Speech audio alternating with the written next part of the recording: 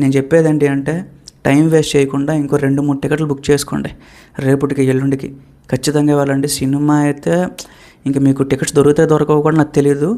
Hello guys, మరి ఇప్పుడే cinema అయితే కంప్లీట్ అయింది, వచ్చేసాను. సో ఫస్ట్గా వచ్చాను. సో రివ్యూ అవ్వాలి కదా, ఎక్కడి నుంచి మొదలు పెట్టాలి, అసలు ఏ పాయింట్ నుంచి మొదలు పెట్టాలి కూడా అర్థం కావట్లేదు.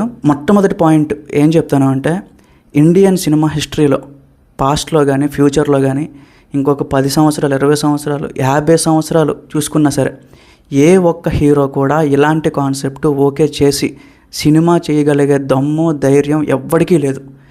ఈవెన్ మీడియం రేంజ్ హీరోలు కానీ డెబ్యూటెంట్ హీరోలు కానీ ఎవ్వడికీ లేదు. అలాంటి కాన్సెప్ట్ ఓకే చేసిన రామ్ చరణ్ గారికి ఫస్ట్ ఆఫ్ ఆల్ సెల్యూట్ అని చెప్తాను నేనైతే. సో వితౌట్ స్పాయిలర్స్ చెప్తాను గైస్, స్పాయిలర్స్ ఇంకో రివ్యూ చేస్తాను. బట్ ఇందులో పాజిటివ్స్ ఏంటి నెగిటివ్స్ ఏంటి మాట్లాడుకోవాలి అంటే, పాజిటివ్స్ ఫస్ట్ వన్, పేపర్ కూడా తీసుకెళ్ళాను, అక్కడ కొంచెం సైడ్ రాసుకున్నాను అనమాట. There are plenty of positives is there. The first one, Ram Charan garu ఈ సినిమాకి బ్యాక్ బోన్ అనమాట. అంటే ఆయన కసితో, లేకపోతే నేను ఎలాగైనా ఈసారి హిట్ కొట్టాలి, సో ప్రతి డైరెక్టర్ నాకు వెన్నుపోటు పొడుస్తున్నట్టు చేస్తున్నారు, నేను ఎలాగైనా ఈసారి నేనేంటో నిరూపించుకోవాలి అని ఒక కసితో కానీ చేసినట్టు కనిపించింది నాకైతే. అంటే ఒక్కొక్క సీను ఒక్కొక్కటి కూడా ఎంత ఫ్రెష్గా ఉందంటే ఆయన యాక్టింగ్. నిజంగా మనం ఇంతకు ముందు కూడా చూసాం చాలా సినిమాల్లో, కొంచెం అక్కడక్కడ రిపీటెడ్గా అనిపించింది. కానీ ఈ సినిమా చూసుకుంటే కంప్లీట్గా చరణ్ గారు అనే పేరు నాకు ఎక్కడా గుర్తు రాలేదు. పెద్ది అదే పేరు అలా తిరిగింది నాకైతే.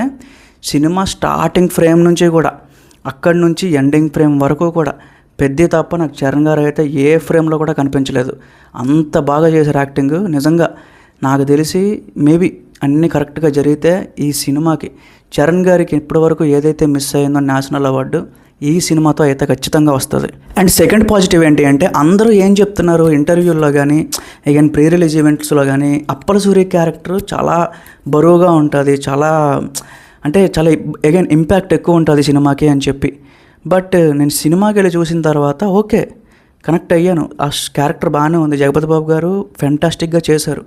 కానీ Shivanna came out of syllabus అన్న. శివన్న నిజంగా ఇన్ని రోజులు తెలుగు ఇండస్ట్రీకి ఎందుకు రాలేదు అని రిగ్రెట్ ఫీల్ అయ్యాను నేనైతే. ఏమి యాక్టింగ్ చేశాడు, అసలు స్క్రీన్ ప్రెజెన్స్ ఏంటి, ఆ ఆరా ఏంటి. అంటే స్పాయిలర్స్ వస్తున్నాయి కానీ గైస్ ఒక్కటే చెప్తాను, ఈ ఇంటర్వెల్ దగ్గర నుంచి ఒక సీన్ స్టార్ట్ అవుతుంది. అదేంటంటే శివన్న ఇవన్నీ స్టూడెంట్గా యాక్సెప్ట్ చేయాలి. అక్కడ ఎలాంటి యాక్టింగ్ చేశాడంటే, గౌర్ నాయుడు అనే క్యారెక్టర్కి న్యాయం చేశాడు. నిజంగా బుచ్చిబాబు రాసుకున్న ఒక 100%కి ఈయన 200% ఇచ్చాడు. చరణ్ గారిని ఆయన్ని పక్కన పెట్టి చూస్తే ఫ్రేము ఎంత అద్భుతంగా ఉందంటే చాలా బాగుంది. శివన్ ఇంకా ఫ్యూచర్లో టాలీవుడ్ చాలా సినిమాలు చేయాలి అని అనిపించింది నాకైతే. థర్డ్ పాజిటివ్ ఏంటి అంటే, ఏఆర్ రెహమాను. అబ్బో నేనే చాలా వీడియోస్లో చెప్పుంటానేమో, అనవసరంగా ఒక ముసలాన్ని తీసుకున్నారు, జ్యూస్ అయిపోయింది, ఎందుకు తెలుగు సినిమాలు కూడా చేయలేకపోతున్నాడు, పెద్దగా అవసరమా అని చెప్పి నేనే చెప్పాను. But I was wrong. ఎలాంటి బీజిఎం ఇచ్చాడంటే గైస్, బాబా స్టార్టింగ్ టైటిల్ కార్డ్ పడుతుంది, అక్కడి నుంచే కూడా సాంగ్స్ కానీ ఆ బీజిఎం అయితే లేపి పడేసాడు అవతలకి. కుస్తీ ఫైట్ సీక్వెన్సెస్ అవన్నీ కూడా, కుస్తీ ఎపిసోడ్స్ అన్ని దగ్గరలో కూడా టన్ టన్ టన్ టన్ టన్ టన్ అని చెప్పి వస్తుంది. ఇంకా లెగుస్తున్నాయి ఇంకా లోపల నుంచి, అంత గట్టిగా థియేటర్ మొత్తం గోల. ఆ ఫైట్ సీక్వెన్సెస్కి ఆ బీజిఎంకి అతను మాత్రమే ఇవ్వగలడు అనేటట్టు చేశారు. ఫెంటాస్టిక్. ఏఆర్ రెహమాన్ గారు నిజంగా ప్రాణం పెట్టి చేసినట్టు అనిపించింది నాకైతే. బాబు గైస్, ఆయన గురించి అసలు మర్చిపోకూడదు. ఆయన గురించి అసలు మాట్లాడడానికి కూడా మాటలు రావట్లేదు. ఎంత బాగా డైరెక్షన్ చేశాడు అంటే, సో ఈవెన్ అంత పెద్ద స్టార్ క్యాస్ట్ ఉన్నా సరే, శివన్న కానీ, జగపతి బాబు గారు, రామ్ చరణ్ గారు, రావు రమేష్, సో ఇట్లా పెద్ద సీనియర్స్ అందరూ ఉన్నా సరే ఎంత బాగా హ్యాండిల్ చేశాడంటే, ప్రతిదీ డీటెయిలింగ్ కూడా మనకు అంత బాగా చూపించాడు అనమాట. సో మెయిన్ కోర్ కాన్సెప్ట్ ఏదైతే ఉందో, అంటే ఒక స్పోర్ట్స్ ద్వారా, ఒక స్పోర్ట్స్లో కరెక్ట్గా నిలబడగలిగితే సో ఏదైనా చేయగలము, ఏదైనా మనం సాధించగలము అని చెప్పి చాలా ఫెంటాస్టిక్ ఐడియాతో వచ్చాడు నాకు అడిగితే. ఈ మధ్యన వస్తున్న సినిమాలన్నీ ఏమొస్తున్నాయి, సో స్టార్టింగ్ ఇంట్రడక్షన్కో ఫైట్ ఉండాలి, ఇంటర్వెల్కో ఫైట్ ఉండాలి, క్లైమాక్స్లో ఒక ఫైట్ లేకపోతే పార్ట్ 2 పెట్టేయాలి.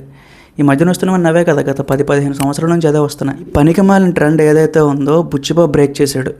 సో ఫెంటాస్టిక్ రైటింగ్, క్లైమాక్స్ కానీ, ఇంటర్వెల్ కానీ, స్టార్టింగ్ అగైన్ నా స్టోరీలోకి తీసుకెళ్ళడం కానీ ఫెంటాస్టిక్ అని చెప్తాను. So as well as guys negatives కూడా మాట్లాడాలి మనము, ఎందుకంటే ఓన్లీ పాజిటివ్సే కాదు నెగిటివ్స్ ఉన్నాయి అక్కడక్కడ. ఇవే అంటే మనకు అర్థమవుతుంది కదా, ఎవరైతే ఆడియన్స్ బోర్ ఫీల్ అవుతాడో వెంటనే మొబైల్ ఓపెన్ చేస్తాడు. నేను 3 గంటల సినిమాలో అబ్జర్వ్ చేసినప్పుడు జాహ్నవి కపూర్ వచ్చినప్పుడు మాత్రం మొబైల్స్ ఓపెన్ చేస్తున్నారు. సో మేబీ ఆడియన్స్ కూడా అక్కడ ఏమైనా కొంచెం ఆ లవ్ ట్రాక్ అదంతా బోర్ కొట్టిందా అనేది నాకు అనిపించింది. బట్ దేవరాతో కంపేర్ చేసుకుంటే ఇక్కడ మంచి రోల్ పడింది ఆవిడకి. సో ఈవెన్ యాక్టింగ్ పరంగా కానీ, సో గ్లామర్ పరంగా కానీ పర్వాలేదు. బట్ ఆ డబ్బింగ్ ఏదైతే ఉందో అది మరి తేడా తెలిసిపోద్ది కదా మనకి. సో నాది ఒక్కటే మైనస్ అనిపించింది, ఇంకేమీ లేదు గైస్. చాలా బాగుంది గైస్. సో అది ఓవరాల్ రివ్యూ. స్పాయిలర్స్ ఇంకోటి పెడతాను, ఓన్లీ ఇది without spoilers. So thank you.